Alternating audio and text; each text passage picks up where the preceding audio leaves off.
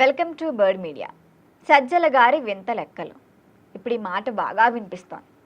గజం ధరలో గారడీలు అంటూ కూడా సోషల్ మీడియాలో మరొకసారి సజ్జల రామకృష్ణారెడ్డి ఆయన భాగోతం బట్టబయలేదు. అసలు వైసీపీ నేతలంతా ఎందుకు మీడియా ముందుకు వస్తారో, ఎందుకు ట్వీట్లు చేస్తారో, మళ్ళీ వీళ్ళ ఎందుకు మీమ్ పాలవుతారో అన్న విషయం మాత్రం ఎప్పుడూ అర్థం కాదు.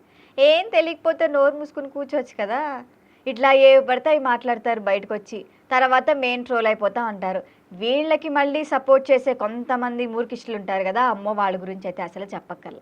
మేము ఏం చేసినా కరెక్ట్ అనుకునేది జగన్, అవును మా వాడు ఏం చెప్పినా రైటు అనేది వాళ్ళ ఫాలోవర్స్. ఇది లెక్క. అయితే వైసీపీ నేతలు అమరావతి అన్నదాతల కడుపు కొట్టాలనే కుతంత్ర పన్నారు అనేది ఇప్పుడు లెక్కలతో సహా రుజువైంది.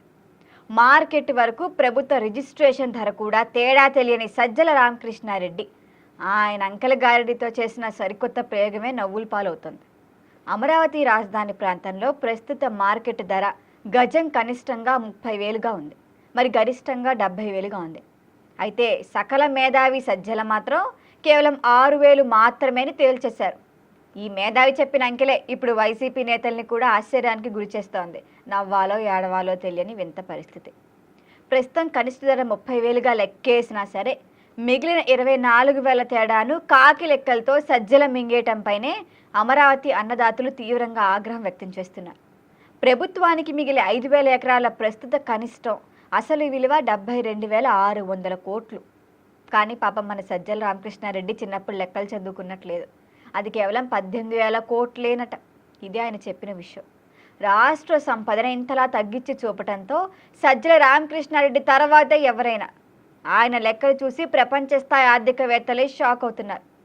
మరి సజ్జల ఈ మాటలకు రైతులు, వ్యాపారులు, ఏపీ వాసులు కూడా ఘాటుగానే బదిలిస్తున్నారు. రాజధానిలో ప్రభుత్వ రికార్డు ప్రకారం గజం భూమి ధర 6,000 మాత్రమే, వచ్చేది మనకి 18,000 కోట్లు మాత్రమే అన్నారు. అయ్యా సజ్జల గారు, మార్కెట్లో కనిష్ట ధరే గజం 30,000గా ఉంది. ఆ లెక్కని మీరు ఏ లెక్క చేశారు? 5,000 ఎకరాల విలువ 72,000 కోట్లు అయితే మీరు చెప్పే లెక్క 18,000 కోట్లు. వాస్తవానికి దానికి దీనికి ఉన్న తేడా 54,000 కోట్ల తేడాను ఏ అకౌంట్లో వేద్దాం? మీ జగన్ రెడ్డి అకౌంట్లో వేసుకుంటారా, లేకపోతే మీ వైసీపీ అకౌంట్లో వేసుకుంటారా, లేకపోతే మీ అకౌంట్లోనే వేసి వాడుకుంటారా? రిజిస్ట్రేషన్ రేటుకే భూమి అమ్మే దాతలు మీకేమైనా తారసి పెడితే మాకు కూడా చెప్పండి, మేము కూడా కొనుక్కుంటాం అంటున్నారు. పోయి వారానికి ఒక్కసారి మీరు వెళ్ళే ఆ ఇనప కంచెల తాడేపల్లి ప్యాలెస్, మీ నేతుండే తాడేపల్లి ప్యాలెస్ ప్రభుత్వ రిజిస్ట్రేషన్ ధరకే మాకేమైనా రాసిస్తే మేము కొనుక్కుంటామని కూడా అంటున్నారు. మరి చంద్రబాబు ఇంటి విలువ గజం 7,500 చొప్పున లెక్క పెడితే 3.63 కోట్లు అని కౌంటర్ చెప్పటమే సజ్జల బ్రహ్మాండం. మరి అదే లాజిక్ వాడితే రాష్ట్ర వ్యాప్తంగా ఏ సామాన్యుడి ఇల్లు అయినా సరే పేపర్ మీద లక్షల్లోనే ఉంటుంది.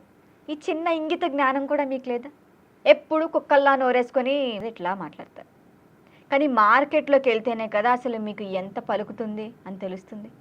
5 ఏళ్ల పాటు సలహాదారుడిగా జగన్ పక్కనే ఉన్నారు సజ్జల. ఇంత దారుణమైన లెక్కలతో ప్రజల సొమ్మును కోట్ల రూపాయల జీత బత్యాలుగా ఎలా మింగేశారు మీరు? అయినా సరే అబ్బే మనం వినం. చంద్రబాబు ఇంటి దగ్గర మార్కెట్ ధర కనిష్టం 55,000 అంటారు, కమర్షియల్ అయితే 70,000 పలుకుతోంది అంటారు. అసలు మీరు ఏమైనా సలహాదారులా, లేకపోతే మీరు ఇంకా వర్క్ ఏమన్నా చేస్తున్నారా? ఈ యోనమాలు తెలియకుండా అసలు అంకెలు ఎలా ఇస్తున్నారని కూడా మాట్లాడుతున్నారు. వడ్డీలే 3 లక్షల కోట్లు అవుతాయి, మరి రాష్ట్రంపై భారం మాట ఏంటి?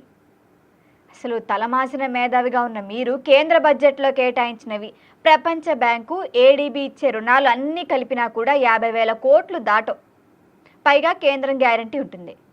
మరి నీకు అమరావతి మీద ఇప్పటికే 2.5 లక్షల కోట్ల రుణం తెచ్చినట్లు కల ఏమన్నా వచ్చిందా మీకు అని కూడా జనాలంతా కౌంటర్ ఇస్తున్నారు. మీ 5 ఏళ్ల పాలనలో ప్రభుత్వ పరపతి పడిపోయి మీరు చేసిన అత్యధిక వడ్డీ, అప్పులకు వడ్డీలు కట్టడానికే ప్రస్తుతం ఎన్ని ఎకరాల ప్రభుత్వం భూమి కావాలో లెక్కిస్తే మీ బండారం, మీ వైసీపీ బండారం అంతా బయటపడుతుంది. ఇవన్నీ వదిలేసి ఎక్కడో అమరావతిలో భూమి అమ్మేటప్పుడు మీరిచ్చే 6,000 రేటుకి ఎవ్వరూ రారు. మీ దగ్గర ఉన్న క్యాలిక్యులేటర్లను ఒక్కసారిగా రిపేర్ చేయించుకోండి, లేకపోతే ఎవరిదైనా పిల్లల పాత అబాకస్ ఫలకాలు వాడండి.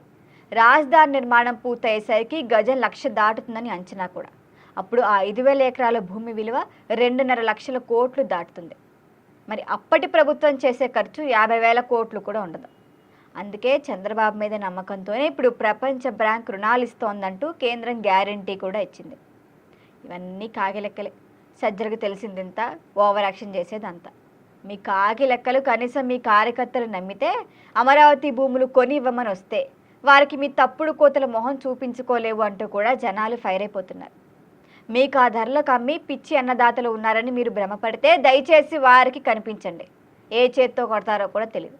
ఇలాంటి పైచెప్పు వాగుడు వాగితే మాత్రం తాడేపల్లిలో జగన్ అడుగు పెట్టాలంటే మళ్ళీ పాతకాలం నాటి పరదాలు, ఇనుప వలలు కొనుక్కోవాల్సి వస్తుందేమో జాగ్రత్త.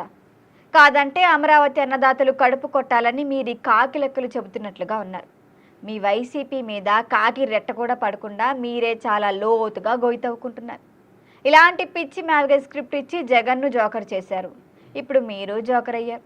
చివరికి కార్యకర్తలు నాయకులు తలెత్తుకొని తిరగకుండానే చేస్తున్నారు. ఈ విషయంలో సజ్జలకి డబుల్ హ్యాట్స్ ఆఫ్ చెప్పి తీరాల్సిందే. ప్రజలు తరపున కూడా ఎన్నో విధంగా ఆయనకి ధన్యవాదాలు చెప్పాల్సిందే. ఇలాంటివన్నీ బయటకు తీస్తున్నారు అంటూ సజ్జల రామకృష్ణారెడ్డిపై అమరావతి అన్నదాతలు, ఏపీ ప్రజలే కూడా విమర్శలు చేస్తున్నారు. అసలు వైసీపీకి ఐడియాలు ఇచ్చే వాళ్ళకు కూడా హ్యాట్స్ ఆఫే.